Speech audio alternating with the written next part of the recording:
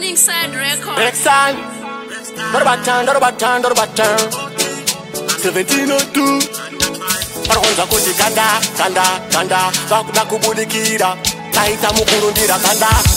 kanda Asiba itishainira Nasi voti daivira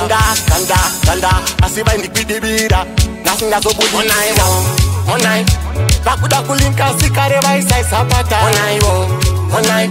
Admire dilongo atakano tanya bata Onai Vakuda kulinka sikare vaisai sapata Onai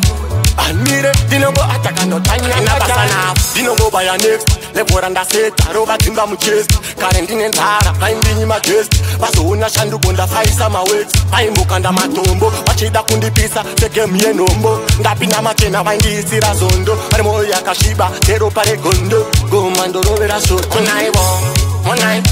Vakuda kulinka sikare vaisai sapata Onai Admire dilongo atakano tanya bata Onai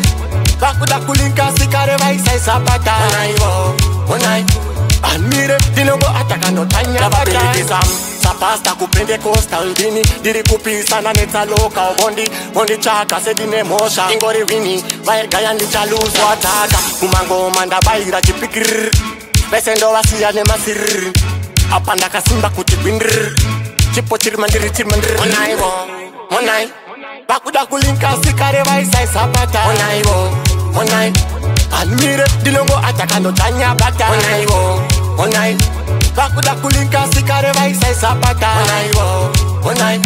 Admire dilongo atakano tanya bata Dilongo baya next Levoranda seta roba timba mu chest Karendine nzara Paimbi ma guest Vazoona shandu gonda faisa ma weights Paimbukanda matombo Wachida kundipisa Seke mie nombo Ndapina machena vaindisira zondo Marimo yakashiba Tero pare gondo Gomando rovera short Onai Vakuda kulinka sikare vaisai sapata Onai Admire dilongo atakano tanya bata Onai Vakuda kulinka sikare vaisai sapata